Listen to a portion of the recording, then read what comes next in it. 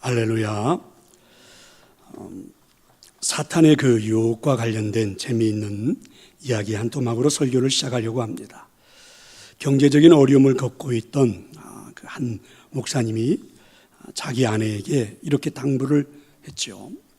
여보, 미안하지만 좀 우리 형편이 좀 나아질 때까지 가정의 모든 비용을 좀 절감을 합시다. 옷도 먹는 것도 다 아껴서 살아야 합니다. 자, 그러고 이제 며칠이 지났는데요. 글쎄 아내가 새 옷을 사 입고 기분이 좋아서 집으로 돌아온 겁니다. 목사님 가만히 보고 있다가 이렇게 말했죠. 여보, 아주 멋있구려. 그런데 내가 당신들어 당분간은 좀 옷을 사지 말라고 부탁했던 것 기억나시오? 그러자 아내가 이렇게 말을 합니다. 그럼요. 그런데 제가 가게 안에 있는 이 옷을 보는 순간 글쎄 사탄이 저를 유혹하지 뭐예요. 이 말을 들은 목사님이 이렇게 말을 받았습니다. 당신이 그럴 때는 어떻게 해야 하는지 잘 알고 있지 않소? 성경에 말씀한 대로 사탄아 내 뒤로 물러가라 이렇게 소리쳤어야지. 그러자 아내가 태연하게 이렇게 말을 받았습니다. 여보, 나는 당신이 가르쳐준 그대로 했어요. 그런데 글쎄 사탄이 내 뒤로 가더니 사모님 뒤에서 봐도 참 예쁘네요. 그러지 뭐예요. 그래서 하나 샀어요. 이렇게 말을 한 겁니다. 자, 여러분 사단이 유혹하는 수법이 정말 대단해 보이지 않습니까? 현대를 사는 우리들에게 사탄이 가장 많이 유혹하는 것이 있다면 여러분 무엇이라고 생각하십니까? 아니 어쩌면 유혹하는 줄도 모르고 그냥 넘어가고 있는 것이 아마 우리들에게 있는데 그게 무엇일까요? 그건 바로 탐식입니다. 조금은 여러분에게 좀 난해하고 좀 생각을 하게 하는 질문이 될지 모르겠습니다. 자, 질문을 던집니다. 탐식이 죄일까요? 음식을 많이 먹는 것이 죄일까? 음식 앞에서 욕심을 부리는 것이 죄일까? 죄의 기준은 하나님을 대적하느냐라는 것입니다. 인간에게는 누구나가 욕망이 있습니다. 근데 욕망 자체가 죄가 아니라 그 욕망에 넘어지는 것이 문제라는 것입니다. 그러니까 명확한 기준은 음식에 대한 욕구가 아니라 그 음식에 대한 것을 가지고 오히려 하나님을 대적하고 있지 않느냐라는 것입니다. 성경은요 우리에게 계속해서 생각하라 이런 말씀이 많습니다. 그런데 오늘 말씀에도 보면 역시 음식 앞에서 조금 한번 깊이 좀 생각을 해보라 이렇게 말씀하죠. 자, 여러분 1절의 말씀인데 같이 한번 읽어보겠습니다. 네가 관원과 함께 앉아 음식을 먹게 되거든 삼가 내 앞에 있는 자가 누구인지를 생각하며. 이 말씀을 잘 보십시오. 음식 자체를 문제 삼는 게 아닙니다. 함께 음식을 먹고 있는 사람이 누구인지를 한번 생각해 보라는 것입니다. 혹시라도 음식을 절제하지 못해서 그 앞에서 죄를 짓지는 않는지 한번 생각을 해보라 이런 겁니다. 자, 본문의 상황은 이런 겁니다. 고대 사회에서는요 왕의 제도가 있었잖아요. 그래서 왕이 한 사람을 궁중으로 초대를 했습니다. 그리고 왕은 그 사람에게 왕과 함께 음식을 먹을 수 있도록 아주 진수성찬을 차렸습니다. 그래서 왕과 함께 음식을 나누는 자리가 마련된 거죠. 음식이 너무너무 풍성합니다. 그런데 그 옛날은요 대부분 사람들이 가난하다 보니까 먹을 것이 없어서 제대로 음식도 먹지 못하고 배굴며 살던 그런 시대입니다. 그런데 여러분 오늘 이렇게 궁중으로 초대를 받아서 왕이 차려주는 그 음식 앞에 섰으니 얼마나 화려하고 맛있는 음식들이 많은지 이 사람의 눈이 돌아가지 않을 수가 없는 겁니다. 한 번도 먹어본 적도 없고 본 적도 없는 음식들이 질비했을 것입니다. 충분히 이 사람은 먹는 음식에 대해서 아마 유혹을 받았을 것입니다. 그런데 오늘 성경은 한번 생각해 보라는 거예요. 한번 깊이 생각을 해보라. 왜냐하면 음식이 문제가 아니라 왕이 나를 왜 초대했을까? 음식을 대접하기 위해서 나를 초대한 것이 아니라 뭔가 일이 있어서 나를 초대했다면 한번 깊이 생각을 해보라는 것입니다. 음식을 앞에 두고 잘못 행동을 하고 잘못 생각을 해서 오히려 왕의 눈에 벗어날 수도 있지 않느냐 이런 말씀이죠. 사실 오늘 말씀은요 오늘 우리가 사는 세상과는 조금은 반대입니다. 왜냐하면 우리는 음식이 없어서 이렇게 문제를 당하는 게 아니라 음식이 너무 많아서 오히려 죄를 짓고 있는 것은 아닌지 생각을 해봐야 되겠죠. 오늘 말씀은 어쩌면 여러분들을 좀 불편하게 할지도 모르겠어요. 특별히 음식을 잘 먹는 분들, 좀 식욕이 너무 왕성한 분들은 조금 불편할지 모르겠지만 한번 들어보시면 좋겠고, 저는 27년 목회하는 동안 탐식에 대한 설교는 두 번째입니다. 그러니까 여러분 그래도 한 번 정도씩은 이렇게 해야 되지 않겠어요? 한번 들어보시면 참 좋을 것 같아요. 저를 포함해서 맛있는 음식을 보면 절제하지 못하는 사람들이 굉장히 많습니다. 이런 사람들이 있지 않아요? 지금 막 식사를 하고 있어요. 뭐 짜장면을 시켰던 아니면 뭐 갈비를 시켰던 막 음식을 시켜서 지금 맛있게 밥을 먹으면서, 그리고 다 끝나지도 않았는데 그 음식을 함께 먹는 그 자리에서 우리 저녁에 뭐 먹지?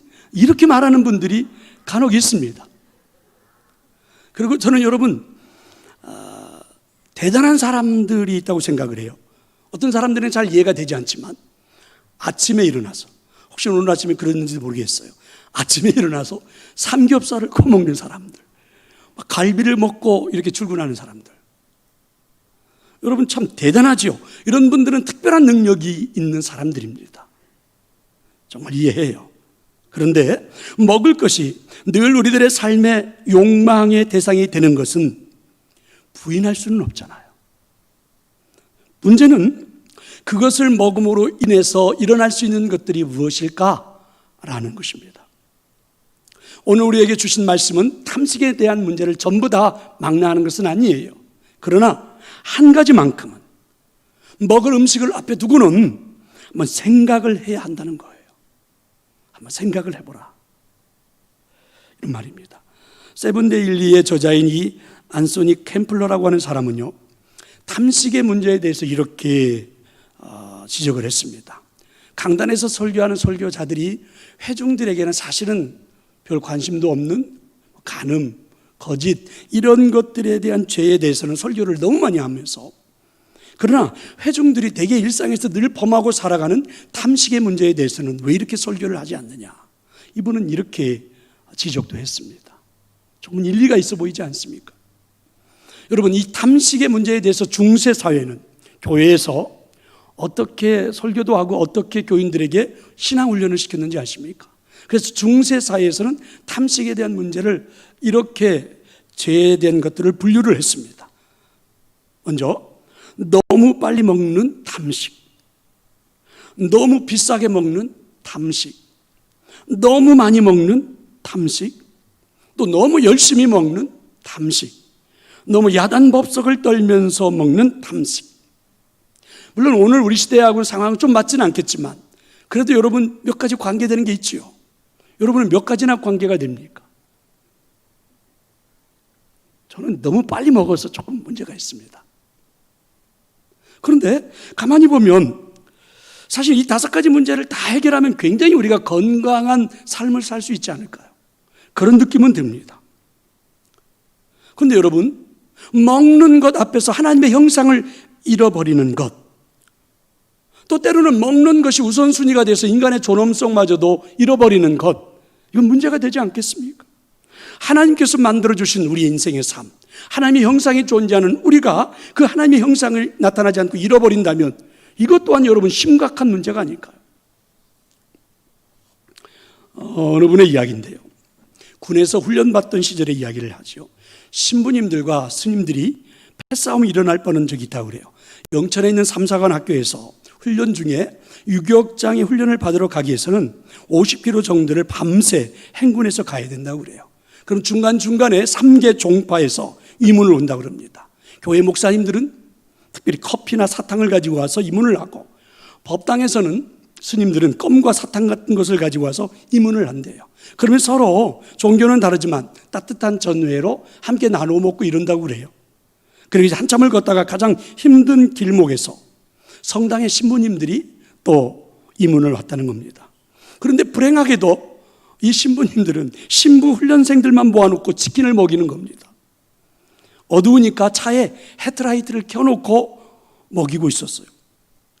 치사하게 자기들만 먹는다고 뭘 할 수도 없고, 군대에서 여러분 훈련을 받으면서 그 치킨 냄새를 그냥 넘긴다는 게 쉬운 문제가 아니라는 거예요. 급기야 스님 중에 한 사람이 소리를 질렀습니다. 그리고 불쾌노투로 말했죠. 야, 불 끄고 먹어. 그러자 이제 시비가 붙은 겁니다. 야, 누가 반말이야. 사실은 반말이 문제가 아니라 자기들끼리만 먹는 게 못마땅했던 겁니다. 그래서 양쪽에서 야, 신부들 나와, 스님들 나와 해가지고 패싸움이 벌어진 겁니다. 우리나라 종교 역사상 치킨 때문에 신부와 스님의 패싸움이 벌어진 재미나는 이야기입니다. 사실 우리가 먹는 것을 가지고 그렇게 죄라고 할 수 있느냐 이렇게 말할지 모르지만, 여러분 깊이 생각해 보면 인간의 죄가 어디서부터 시작하는 겁니까? 사실은 탐식 먹는 것 아닙니까? 아담과 하와가 탐식을 해서 생긴 것 아니에요. 그러니까 먹을 것으로 하나님을 대적하기 때문에 죄지요. 오늘 말씀은 굉장히 무섭습니다. 조금은 섬뜩하게 하기도 해요. 자, 여러분 2절과 3절 한번 깊이 생각해 보면서 읽어보시면 좋겠습니다. 같이 한번 읽겠습니다. 네가 만일 음식을 탐하는 자이거든 내 목에 칼을 둘 것이나 그의 맛있는 음식을 탐하지 말라. 그것은 속이는 음식이니라. 단순히 먹을 것이 아니라 하나님께서 원하시지 않는 음식이라면 목에다가 칼을 두라 이렇게 말씀하고 있습니다. 음식으로 인해서 우리들의 삶이 망가질 수도 있고 하나님과의 관계도 망가뜨릴 수 있다면 칼을 두고서라도 절제를 하라. 자, 이런 말이죠.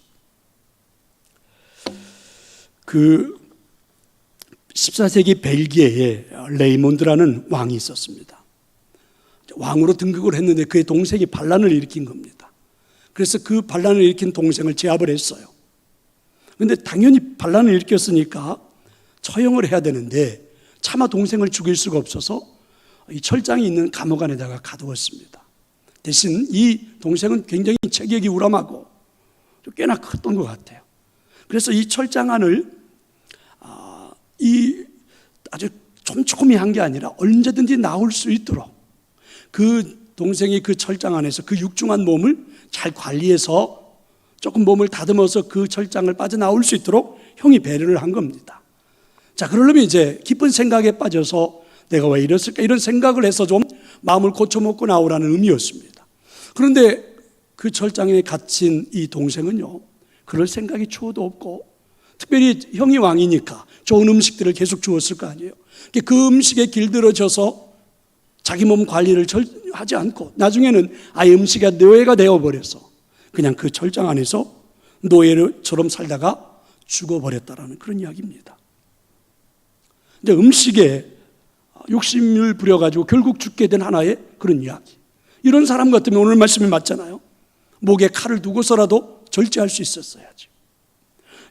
네팔에서는요 156세가 된 노인이 글쎄 100kg 가까이 되는 물건을 번쩍번쩍 들고 어깨에다가 메고 다닐 정도로 건강했다는 거예요. 그래서 이 사람의 장수 비결이 뭘까 하고 이 사람을 불러가지고 전국에 다니면서 사람들을 건강하게 만들려고 강의를 시작한 겁니다. 그런데 이 사람이 전국에 강의를 하러 다닌 지 무려 3년 만에 죽었습니다. 이유는요, 이 사람이 호텔에서 살고 현대인들이 먹는 음식을 먹고 생명력이 없는 것을 먹이고 운동도 안 하고 그리고 공기 나쁘고 물 나쁘고 그래서 결국 이 사람은 죽은 겁니다.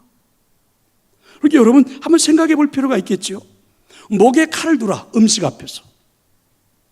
오늘 말씀은 그렇습니다. 사도 바울은 고린도전서 6장 12절에서 이렇게 전하죠. 모든 것이 내게 가하나 다 유익한 것이 아니다. 그렇습니다. 교회에서 가장 많이 다루는 죄악은 간음, 도적질 이런 것들이죠. 그런데 사실은 이것보다도 더 보편적으로 우리 모든 성도들이 일상의 삶에서 발생하는 일이 이 탐식인데 이 죄악에 대해서는 너무 심각하게 다루지 않는다는 것입니다.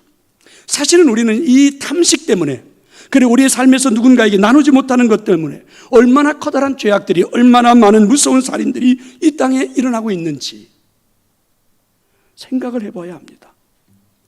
여러분, 1년에 간음과 살인으로 인해서 피해를 보고 죽어가는 사람들이 많을까요? 아니면 먹지 못해서 굶어 죽는 사람들이 많을까요? 여러분, 굶어 죽는 사람들이 훨씬 많습니다. 여러분, 이 땅 위에 도적질하는 것이 더 심각한 죄일까요? 아니면 먹을 것을 나누지 못하고 그렇게 많은 돈을 혼자 꿰차고 앉아 있는 것이 더 심각한 문제일까요? 1년에 우리나라에서 먹다 버린 음식 쓰레기만 8조 원에 이른다고 그래요. 근데 여러분, 저 아프리카에 10만 원 정도만 있으면 폐결핵에 걸린 사람들을 6개월 이상 치료해서 완치를 시킬 수 있다는 겁니다.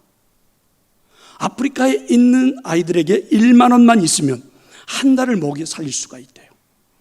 그럼 여러분, 1년 우리가 낭비하는 음식에 8조 원만 가지면 저 아프리카에 있는 사람들 다 먹여 살릴 수 있다는 수치예요.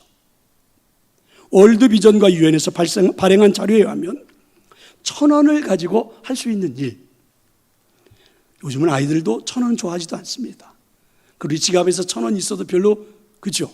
근데 1,000원을 가지고 할 수 있는 일이 있다고 그래요. 먼저 설사로 죽어가는 어린이 한 명의 생명을 살리는 링거액을 구매할 수 있대요. 5명의 어린이에게 소아마비 예방접종과 홍역 예방접종을 시킬 수 있고, 시력 상실과 질병을 예방하는 비타민 A 캡슐을 80개를 구매할 수 있대요. 사실은 저도 오늘 이 설교를 준비하면서 조금은 마음이 부끄럽고, 설교를 하면서도 굉장히 부끄러운 마음을 금할 길이 없습니다. 유엔 식량 계획에서 발표한 자료에 의하면 전 세계 9분의 1에 해당하는 7억 9,500만 명이 기아로 고통받는데요. 그런데 2억 2,200만 통의 음식이 매년 쓰레기통에서 사라지고 있다는 거예요. 사실 우리가 매년 건강검진을 받으면 검사 결과에 대한 처방에 대한 이야기가 나오잖아요. 그러면 거기에서 우리가 자주 볼 수 있는 문구가 있습니다. 과식과 과로를 피하라. 특별히 과식을 피하라. 이런 문구들이죠. 탐식은 자신을 죽이는 것일 뿐만이 아니라 탐식의 내용 자체가 내가 건강하지 못하는 반론이 되기도 합니다. 탐식은 자신이 가져야 할 것 이상을 탐하는 것을 의미합니다. 자신이 먹어야 하는 것 이상을 먹는 것은 죄라는 그런 말이죠. 여러분, 인간들이 음식을 먹는 것은 정상적인 욕구입니다. 그런데 여러분, 이 욕구에 지배당하기 시작하면 그 순간부터 죄로 빠져들 확률이 굉장히 많다는 거예요. 그래서 모든 것이 내게 가나 다 유익한 것은 아니라는 말이죠. 태초에 그 먹거리로 이 강의를 하고 다니는 유명한 분이 하나 있는데 이계호 박사님이라고 하는 겁니다. 그러니까 무슨 주장이냐면 태초의 먹거리로 돌아가라는 말이에요. 예를 들면 식물은요, 땅이 가지고 있는 그 성분대로 자라야 우리 인간들에게 건강을 준대요. 그런데 어느 순간부터 인간들은요, 이 먹는 것을 돈의 개념, 경제의 개념으로 바꾸어 버려가지고, 그죠? 땅에다 심고 있는 그 식물마저도 대량 생산을 하기 시작했고, 그러니까 화학물질 같은 것들로 변질을 시킨 겁니다. 가장 기본적인 먹어야 하는 음식물이 돈의 문제가 됐고 경제의 문제가 돼버린 겁니다. 그러다 보니까 여러분, 밤에 자라야 되는 식물들을, 밤에는 자야 하는 식물들을 자지 못하게 불을 환하게 불 켜놓고 막 빨리 자라게 한다든지, 비료를 써서 정상적으로 자라지 못하게 한다든지, 그래서 먹지 말아야 할 것을 먹기 시작한 겁니다. 동물들은 하나님 우리에게 주신 귀한 단백질인 건 사실이에요. 그런데 좀 더 맛있는 고기를 먹겠다고 우리 인간들이 악한 행동들을 시작한 거예요. 예를 들면 소에 있는 이 마블링을 만들기 위해서, 그죠? 마블링이 뭔지 알죠? 막 이렇게 그려져 있죠. 이 마블링을 만들기 위해서 소가 먹어야 하는 먹거리 대신에 먹어서는 안 될 것들을 먹이는, 그러다 보니까 광우병 같은 것들이 생기고, 움직이면서 자라야 하는 소들을 움직이지 못하게 하고, 그래서 고기 속에 들어있는 그 마블링을 생산해내는 우리 인간의 악함. 여러분, 청정 지역으로 알려져 있는 나라가 호주입니다. 그래서 호주에서 소를 키워가지고 우리나라로 수출을 할 때는, 우리나라가 그 호주에 있는 소를 수입할 때는요, 호주에 있는 사람들이 우리나라에 수출하기 전에 한 달 전부터는 풀 대신에 옥수수를 잔뜩 먹여서 보낸다죠. 맛있으라고 말입니다. 근데 여러분, 그 맛있는 것이 우리에게 절대 건강하지 않다는 것입니다. 그래서 이제 이분의 주장이에요. 좀 맛은 없어도 하나님께서 주신 처음의 맛으로 돌아가자. 그게 이제 태초의 먹거리라, 이런 말이죠. 그래서 이제 이분의 주장은 태초의 먹거리를 우리가 갖기 위해서는 조금만 희생도 하고 대가를 지불하자. 농사를 짓는 분들이 그렇게 농사를 지었다면 정당한 대가를 좀 지불해 주자. 그리고 농사를 짓는 분들도 조금 경제적으로 덜 하더라도, 왜냐면 이제 어쩔 수 없이 우리가 농사를 지어서 먹을 수 있는 사회는 아니잖아요. 그러니까 조금은 희생하는 마음도 있어야 된다. 그래야 창조의 원리, 하나님과의 관계로 돌아갈 수가 있다. 이렇게 놓고 보니까 여러분, 희생과 대가를 치르는 게 아니라 사실 이거는 우리 신앙인의 원리가 아닙니까? 그러기 위해서 우리 인간들이 가지고 있는 탐식으로 인해서 끊어졌던 관계들이 눈에 들어와야 한다는 겁니다. 생각해 보세요. 맛있는 것을 먹기 위해서, 아니요, 경제적인 부를 획득하기 위해서 누군가에게는 피해가 가고 누군가에게는 정말 죽음에 이르게 하기도 하고 누군가에게는 어린아이들이 죽기도 만드는 그런 일들을 알면서도 맛있다는 이유만으로, 돈을 많이 벌겠다는 이유만으로 탐식을 부리고 있는 인간의 몸을 해치고 있는 것, 이것을 죄가 아니라고 할 수 있겠느냐, 이런 겁니다. 우리 인간들에게 들어온 죄를 가만히 한번 보세요. 모든 것들은 다 하나님과의 관계가 끊어진 것에서부터 출발합니다. 물질적으로 우리가 풍요로워지기 시작하면 그 순간부터 여러분, 인간의 관계도 점점점 관계는 파괴되어져 가잖아요. 내 사랑하는 형제들, 그렇게 어린 시절에 함께 자랐던 피를 나는 내 형제들도 이 풍요로움 때문에 여러분 다 끊고 살아가는 세상이 되어버렸잖아요. 풍요로움을 추구하는 인간들의 욕망 가운데 하나님의 성품을 기대할 수 있나요? 천만의 말씀이죠. 그러니까 하나님과의 관계가 끊어졌으니까 하나님이 우리에게 주신 하나님의 성품을 공급받을 수가 없는 세상이 되어버렸죠. 그러니까 탐식을 극복하지 못하면 우리가 점점 하나님과 멀어진다는 겁니다.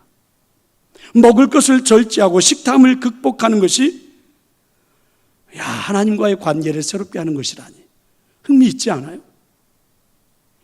아니, 그렇다니 생각해 볼 만한 일이 아닙니까? D.L. 무디는요, 자신의 성경책 표지에다가 이렇게 써놓았다 그래요. 이 책이 당신을 죄로부터 멀어지게 하든지 죄가 당신을 이 책으로부터 멀어지게 하든지 둘 중에 하나일 거다. 그러니까 하나님의 말씀과 세상은요, 날카로운 상반된 관계에 있습니다. 잘 알아요. 말씀이 내게 충만하면 세상의 가치관들이 그렇게 나를 유혹하지 못합니다. 근데 여러분, 세상의 가치관이나 세상 것들로 내 안에 가득 채워져 있으면 말씀이 들어올 곳이 없어요. 8월 한 달 묵상의 달이라 해서 여러분 열심히 저는 매 주일마다 묵상에 대한 이야기를 했는데 여러분 어떻게 시작을 해보셨나요? 사실은 우리가 세상의 것들로 우리 가슴이 가득 채워져 있으니까 하나님의 말씀이 내 안에 들어와야 된다는 필요성, 중요성, 그렇죠? 설교 들을 때는 해봤으면 좋겠다는 생각은 할지 모르지만 긴박하게 다시 성경을 손에 들고 시작하는 일들이 그리 많지 않아요. 우리의 삶이 식탐으로 가득 차면 하나님으로 채워질 수가 없습니다. 우리 삶에서 조금은 결핍되어지는 게 낫죠. 조금은 부족함으로 인해서 하나님 앞에 생각할 수 있는 여유가 생깁니다. 조금은 우리가 부족함으로 인해서 하나님의 그 은혜를 구할 수 있는 기도의 문도 열리잖아요. 사실은 여러분, 먹을 것으로 인해서 하나님과 멀어질 수도 있고 가까워질 수도 있다니. 근데 우리는 이런 것들을 놓치고 살아가는 경우가 얼마나 많습니까? 가끔은 이제 후배 목사들이 개척을 하고 싶다고 찾아와서 저에게 뭐 방법을 묻고 또 방안을 물어보기도 하고 요청도 하고도 그렇습니다. 그때 제가 목사들한테 이렇게 한 번씩 묻습니다. 내일 아침 먹을 양식이 없어서 오늘 저녁 교회에 가서 밤새 하나님, 내일 아침 내 아내가, 내 사랑하는 아이들이 먹을 것이 없습니다. 굶어 죽을 수도 있어요. 하나님, 저에게 먹을 것을 좀 주세요. 양식을 주세요. 일용할 양식을 주세요. 이렇게 밤새 기도할 수 있는 용기가 있다면, 또 그렇게 할 수 있다면 지금도 개척교회는 성공할 수 있다. 저는 이렇게 권면을 합니다. 근데 여러분, 별로 중요할 것 같지 않다고 생각해요. 오히려 우리는 관가했던 그 탐식의 문제가 오히려 우리를 서서히 병들게 하고 있지는 않는가. 그래서 성경은 생각을 하라, 우리에게 이렇게 말씀합니다. 자, 질문을 합니다. 왜 탐식을 이겨야 할까요? 왜 탐식을 이겨야 할까요? 조금만 더 구체적으로 생각해 봐요. 먹을 것을 절제하지 못하는 욕망으로 인해서 하나님을 멀리 할 수 있다는 것이 무섭기 때문에 그렇습니다. 단지 식사만을 의미하는 게 아니지요. 사실은 우리 삶에서 중독되어 버린 그것들, 이런 모든 걸 포함하죠. 중독되어 버린 것, 니코틴, 알코올, 비만. 여러분, 사실 이런 것들이 우리의 생각, 우리의 마음들을 무기력하게 만들면서, 그렇죠, 충분히 하나님과의 관계도 문제가 생깁니다. 성경은 하나님보다 우선순위에 놓는 모든 것은 다 우생숭배라고 말씀했습니다. 그러니까 우리 삶에서 먹는 것을 절제하는 훈련은 영적으로 많은 유익이 됩니다. 그러니까 금욕적인 삶을 살라는 것이 아니라 먹을 것을 절제하는 훈련을 하라, 이런 것입니다. 우리가 식사를 하기 위해서 함께 앉으면 어김없이 나오는 화두가 있죠. 다이어트. 막 먹으면서도 계속 다이어트 이야기를 해요. 그래서 언제든지 나오는 이야기예요. 여러분 한번 생각해 보세요. 살을 빼기 위해서 하는 다이어트는 굉장히 고통이 따릅니다. 근데 사실은 여러분, 살을 빼기 위해서 하는 다이어트는 다이어트하는 고통은 신앙적인 것은 아닙니다. 오히려 다이어트를 하지 않도록 안 해도 될 만큼 음식을 절제하면서 살아가는 것이 훨씬 더 신앙적입니다. 초대교회와 경건주의자들은 정기적인 금식을 권장했습니다. 금식을 통해서 육신의 정욕을 이기고 그리고 하나님을 생각하는 것이 절대적으로 필요하다는 그런 주장들이었죠. 문제는 금식 자체가 목적이 되고 오히려 이것이 이제 신앙의 자랑이 되고 그래서 하나님과의 관계가 깨어지는 연약함을 보여서 그렇지, 금식은 반드시 필요한 것이다. 여러분, 사순절 기간, 고난주간 같은데 우리가 한 주간 정도는 음식을 절제하면서 금식을 하면서 그리고 그죠, 작은 고통이나마 예수 그리스도의 십자가의 고통에 희생에 함께 동참해 보려고 묵상하지 않습니까? 결국은 탐식을 이겨내는 과정에서 우리는 충분히 영적인 유익을 경험할 수 있다는 것입니다. 이어령 씨가 쓴 빵만으로는 살 수 없다라는 책에 보면 이런 말이 있습니다. 성경에는 빵이라는 말이 80회 정도, 그러니까 굉장히 많이 나온다, 이분은 이렇게 주장을 하는 겁니다. 빵이 그렇게 중요하기 때문에 성경에 빵이라는 말이 어느 말보다도 많이 등장한다는 겁니다. 여러분, 물론 서양에서는 빵이라고 그러지만 동양에서는 밥이라고 그러잖아요. 그럼 여러분, 이 빵과 밥은 어떤 의미를 담고 있느냐면, 그렇게 성경에 많이 나오는 이유는 함께 나눠 먹는다, 이런 의미 때문에 그렇게 성경에 빵과 밥이 많이 나온다는 이야기입니다. 여러분, 영어로 회사를 컴퍼니라고 그러죠. 또 동료, 같이 일하는 동료를 가리켜도 컴퍼니라고 그럽니다. 그럼 컴은 함께라는 말이고 퍼니는 브레드라는 말이며 빵이라는 말이죠. 그러니까 여러분, 우리나라에서도 한솥밥, 함께 밥을 먹는 사람을 식구라고 그러죠. 그러니까 함께 먹는 입, 그렇게 말합니다.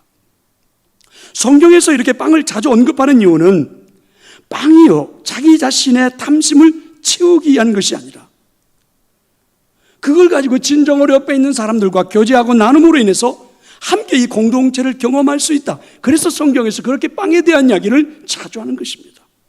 함께 먹는 것만큼 인간의 품격, 그리고 우리 인성의 그 품격, 신앙의 성숙을 표현하는 것이 없다는 말입니다. 탐식하지 않는 것은, 그죠? 우리가 탐식을 잘 절제하는 것은 무엇보다도 영적인 품위를 지켜줍니다. 무엇보다도 탐식을 이기는 것은 내가 영적으로 성장해 가고 있다는 모습도 보여준다는 말입니다. 내 정욕을 절제하면 당연히 하나님을 생각하게 될 거고, 내 탐식을 절제하면 누군가에게는, 타인에게는 유익이 되기 때문에 그렇습니다. 간디가 이런 말을 한 적이 있지요. 하나님을 두려워하며 그분과 얼굴을 맞대고 보기를 원하는 구도자에게는 양으로나 진로나 음식을 절제하는 것이, 들어보세요, 음식을 절제하는 것이 생각과 말을 절제하는 것과 마찬가지로 절대로 필요하다. 저는 100% 동감합니다. 성도 여러분, 그 탐식이라는 말은 그냥 웃어넘겨도 될 간단한 이야기가 아닙니다. 내 안에 나타나고 있는 또 하나의 욕망이라고 성경은 말합니다. 이 욕망을 제어하지 못하면, 무서운 말이죠, 하나님이 내 안에 살아 움직일 수 없다. 칼을 두고서라도, 목에다 칼을 두고서라도 절제를 하라. 신앙적으로 우리가 무기력해질 수 있다는 거지요. 절제하지 못하는 음식, 모든 것, 니코틴, 알코올, 비만, 이 모든 것들이 결국은요, 죄다 아니다 이렇게 따지지 말고요, 여러분 그것들이 절제되지 않는 범위 안에서 나도 모르는 사이에 우리는 큰 문제가, 영적인 문제가 생기잖아요. 무기력해지고 나태해지고 연약해지고 신앙이 나중에는 없어지고 나중에는 교회를 떠나게 되고, 당연히 그렇지 않습니까? 그럼 여러분, 이 탐식의 문제는 너무 중요한 겁니다. 성도 여러분, 꼭 탐식을 이겨내어서 하나님 은혜가 여러분의 삶에 나타나기를 축원합니다. 탐식을 이기면 찾아오는 또 하나의 유익은요, 탐식을 이기는 과정을 통해서 우리가 하나님의 마음을 품을 수 있다는 겁니다. 탐식을 이기면 자연스럽게 우리가 나눌 수 있는 마음이 생기는 겁니다. 왜냐하면 음식은요, 자신만 먹기 위해서 만드는 게 아니라 나누기 위해서 만드는 게 음식의 원래 목적이죠. 음식을 먹는 행위는 내가 누군가와 지금 함께 나눔을 하고 있다는 그런 행위라는 말입니다. 한솥에서 나온 그 음식을 같이 여럿이 나눌 때 한 몸, 한 지체됨. 그죠, 여러분? 부모 밑에서 함께 태어난 우리 형제 자매들이 오랜 세월 동안 한솥에서 나온 음식을 같이 먹고 자라면서 서로의 인격을, 서로의 품격을, 서로의 존중을, 서로의 사랑하는 마음을, 그래서 나중에는 물보다 진한 티다라는 말이 나올 만큼의 삶이 되는 거죠. 그러니까 이 식사는 우리의 공동체성을, 끈끈한 하나가 되는 것을 확인해 주는 게 식사예요. 사실 요즘 코로나 때문에 우리가 음식을 함께 나누지 못하잖아요. 식당에서 함께 하지 못하잖아요. 그동안 오랫동안 그냥 우리는 너무 편안하게 단순하게 먹었죠. 해주시는 분들 그냥 음식을 먹고 했는데, 가만히 생각해 보니까 그저 그 큰 솥에서 함께 음식을 만들어 가지고 식당에서 그저 음식을 앞에 두고 서로 앞에 있는 사람과 지지고 먹고 나누고 이야기하고 웃고 하다 보니까 그게 한 달이 되고 1년이 되고 10년이 되고 이러다 보니까 얼마나 친해졌고 얼마나 함께하게 됐고, 그래서 그리스도 안에 하나님의 나라 천국의 한 형제 자매가 되어가고 있는 것 아닙니까? 이게 진실한 교제잖아요. 여러분, 성찬식을 통해서도 우리가 알 수 있는 게, 예수님께서 우리들 자신의 몸을 우리에게 주셨다는 것 생각해 보세요. 제가 성찬식을 처음 시작할 때 빵을 가지고 떼잖아요. 이걸 성경에서는 깨뜨린다, 또 이것을 성경에서는 찢는다 이렇게 말을 해요. 그럼 여러분, 우리가 빵을 가지고 찢고 깨뜨리는 행위의 의미가 뭡니까? 자신을 자르지 않고서는, 자신을 나누지 않고서는, 자신을 깨뜨리지 않고서는 아픔이 없이는 생명이 나타날 수가 없잖아요. 성찬은 또한 참여의 의미가 있습니다. 그리스도의 몸에 참여하는 것입니다. 참 신기한 것은 떡을 떼는 것에 우리가 참여했는데 나도 모르는 사이에 나도 누군가에게 나를 나누어 줄 수 있는 자가 되어가고 있다는 것이죠. 그래서 초대교회에서는 매 주일마다 예배할 때마다 성찬식을 거행했습니다. 그게 의미죠. 미국의 뉴욕 시장을 지낸 라구아디아 판사 이야기입니다. 1930년대 이는 미국에 있는 뉴욕시의 즉결 심판을 담당하는 판사였습니다.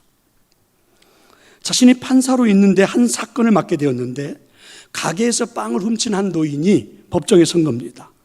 이 노인이 눈물이 글썽이면서 이렇게 말을 했어요. 사흘을 굶었습니다. 그때부터는 아무것도 보이지 않았습니다. 그래서 빵을 훔쳤습니다.